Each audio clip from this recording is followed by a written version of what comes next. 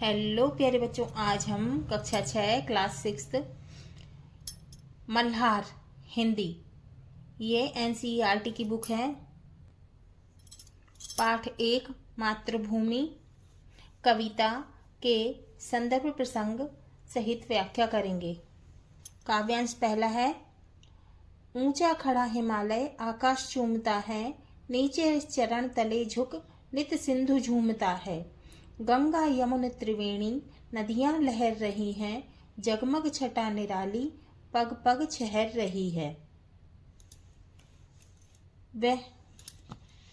वह पुण्य भूमि मेरी, वह स्वर्ण भूमि मेरी, वह जन्मभूमि मेरी, वह मातृभूमि मेरी। शब्दार्थ।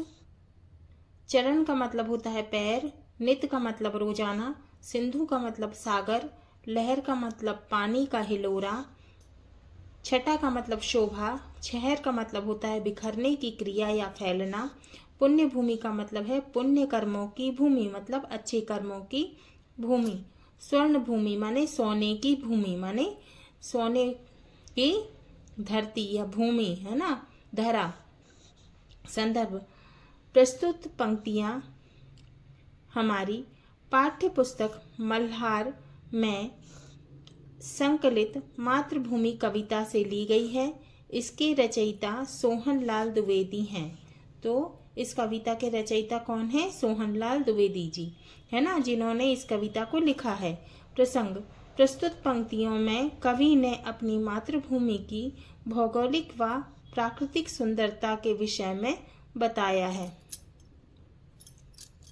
व्याख्या है। प्रस्तुत पंक्तियों के माध्यम से कवि ने भारत के प्राकृतिक सौंदर्य के साथ साथ उसकी गौरव गाथा व महानता का भी वर्णन किया है। मतलब इस पंक्तियों में के माध्यम से कवि ने भारत के प्राकृतिक सौंदर्य माने सुंदरता के साथ साथ उसकी गौरव गाथा व महानता का भी वर्णन किया है। कवि कहता है कि भारत की उत्तर दिशा में विशाल हिमालय पर्वत है, माने बहुत बड़ा जो है हिमालय पर्वत है, जो आकाश की ऊंचाइयों को छूता है, तथा भारत के दक्षिण में स्थित हिंद महासागर ऐसा प्रतीत होता है, माने ऐसा लगता है जैसे वह भारत माता के चरणों को स्पर्श कर रहा है। स्पर्श करना माने छूना है ना। पवित्र भारत भूमि पर गंगा यमुना व सरस्वती जैसी पावन नदियां अपनी छटा बिखेरती हुई त्रिवेणी के संगम समाहित करती हुई भारत भूमि की शोभा बढ़ा रही है। मतलब 3 नदियां जहाँ मिलती हैं है ना, उसको बोलते हैं संगम है ना, त्रिवेणी है ना, 3 नदियों का संगम माने त्रिवेणी। कवि अपनी जन्मभूमि की गौरव गाथा का वर्णन करते हुए कहता है कि यह भारत भूमि पुण्य भूमि है, माने पवित्र भूमि है। यह भारत भूमि जो है वह पवित्र भूमि है, क्योंकि इस भूमि पर पवित्र नदियां बहती हैं और यहाँ पर्वत, पहाड़, नदियों आदि को पूजा जाता है। कवि कहता है कि भारत एक कृषि प्रधान देश है। मतलब कृषि प्रधान माने जहाँ पर खेती होती है ना, कृषि माने खेती है ना, तो भारत कैसा देश है? कृषि प्रधान देश है, खेती वाला है ना। यहाँ की भूमि अत्यधिक उपजाऊ है, जिस पर फसल उगता है ना, जिस पर फसल रूपी सोना उगता है। इसी कारण यह मेरी जन्मभूमि स्वर्ण भूमि भी कहलाती है। कवि को अपनी जन्मभूमि पर गर्व है कि यही हमारी मातृभूमि है।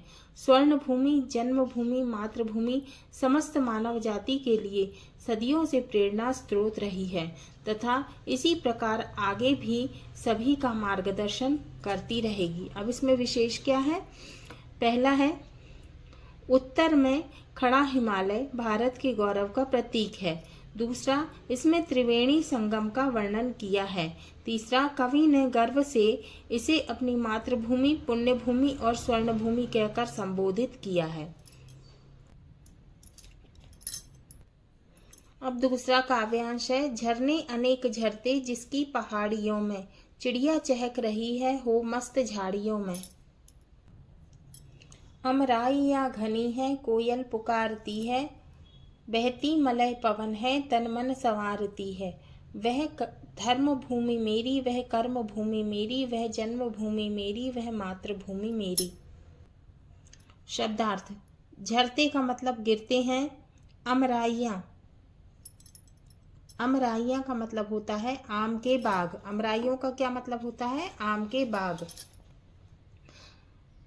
घनी मतलब बहुत सारे। मलय मतलब एक पर्वत जो दक्षिण भारत में स्थित है। कौन सा पर्वत? मलय पर्वत। पवन का मतलब है हवा। तन का मतलब है शरीर। मन का मतलब है आत्मा। सवारती है का मतलब सजाती है। संदर्भ पूर्वत माने पहले के जैसा। प्रसंग।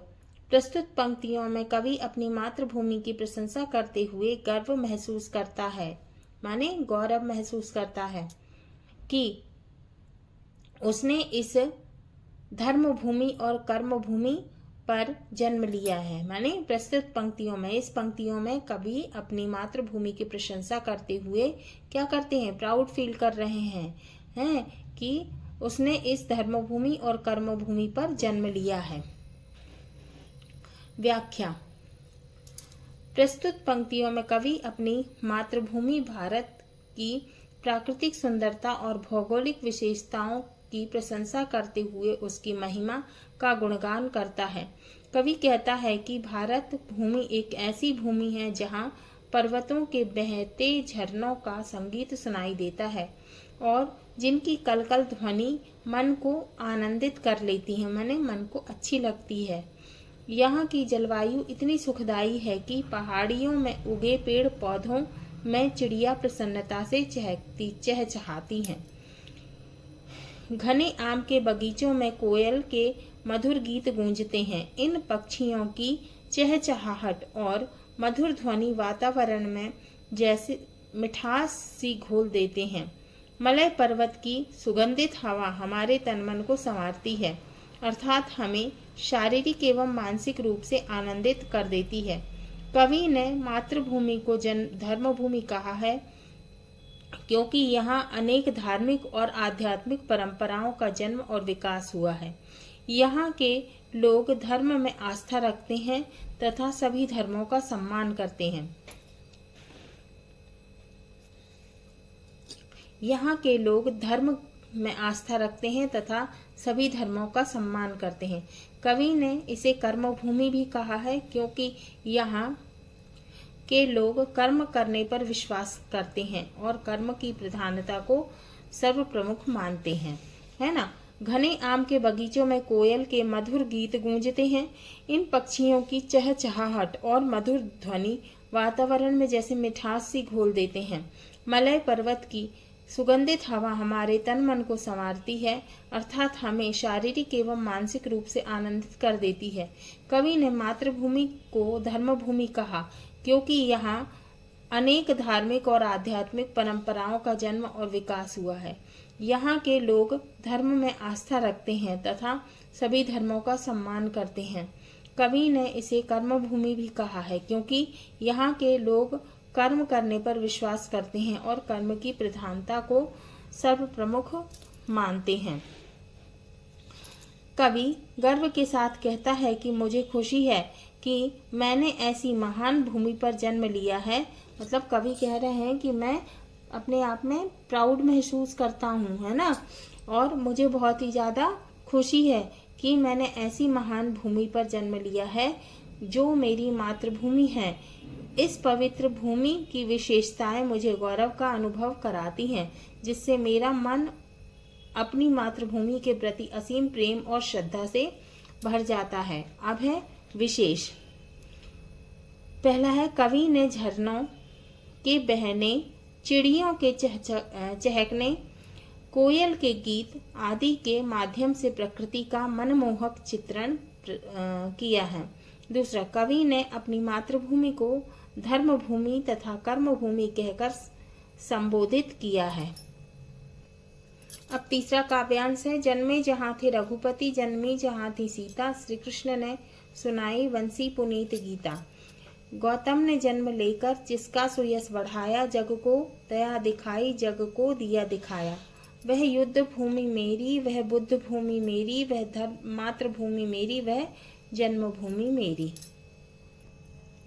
शब्दार्थ: रघुपति माने राम, पुनीत माने पवित्र, सुयश माने प्रसिद्धि, जग माने विश्व या संसार, दिया दिखाया माने मार्गदर्शन किया। संदर्भ: पूर्वत माने पहले के जैसा है। प्रसंग: प्रस्तुत पंक्तियों में कवि भारत भूमि पर जन्म लेने वाले भगवान राम, सीता, कृष्ण और गौतम बुद्ध जैसे महापुरुषों की महिमा का गान करते हुए स्वयं को धन्य मानता है कि उसका जन्म इस पावन भूमि पर हुआ है। व्याख्या: प्रस्तुत पंक्तियों में कवि ने भारत की पवित्र भूमि पर गर्व करते हुए उसकी महिमा का गुणगान किया है। कवि कहता है कि यह वह पावन भूमि है जिस पर राम व सीता माता का जन्म हुआ है। पुरुषोत्तम राम जहाँ प्रीति, सम्मान, शिष्टाचार व सत्य के प्रतीक हैं, वहीं माता सीता करुणा, मातृत्व और सहन शक्ति की प्रतीक है। इस पावन भारत भूमि पर श्री कृष्ण ने अपनी मधुर बांसुरी की धुन से गोपियों के मन को मोहित किया, सच्चे प्रेम का महत्व बताया तथा महाभारत के युद्ध में अर्जुन को गीता का उपदेश देकर धर्म और कर्म का पाठ पढ़ाया।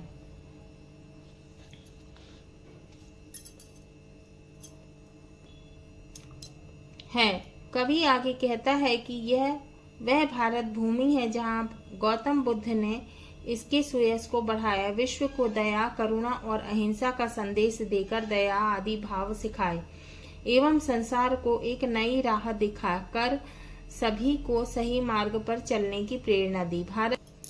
भारत की यह पावन भूमि युद्ध भूमि भी है, क्योंकि यहाँ महाभारत का और राम रावण का युद्ध हुआ, जो अधर्म पर धर्म की विजय के प्रतीक हैं। कवि ने इस भूमि को युद्ध भूमि कहकर बुद्ध भूमि भी कहकर संबोधित किया, क्योंकि यहाँ गौतम बुद्ध का जन्म हुआ, जिन्होंने अपनी शिक्षा व दीक्षा से दुनिया को शांति और सहिष्णुता का मार्ग दिखाया। कवि इस बात पर गर्व करता है कि उसका जन्म इस पवित्र, महान धार्मिक और सांस्कृतिक गुणों से परिपूर्ण मातृभूमि पर हुआ है, जो उनकी मातृभूमि और जन्मभूमि है। विशेष: पहला, कवि ने भारतीय संस्कृति को चित्रित किया है। दूसरा, कवि ने अपनी मातृभूमि को युद्ध भूमि और बुद्ध भूमि कहकर संबोधित किया है। हाँ तो बच्चों, ये हमारा पाठ 1 मातृभूमि नामक कविता के संदर्भ, प्रसंग सहित अर्थ व्याख्या पूरी हुई। अगले वीडियो में हम इस पाठ के प्रश्नों के उत्तर को सॉल्व करेंगे।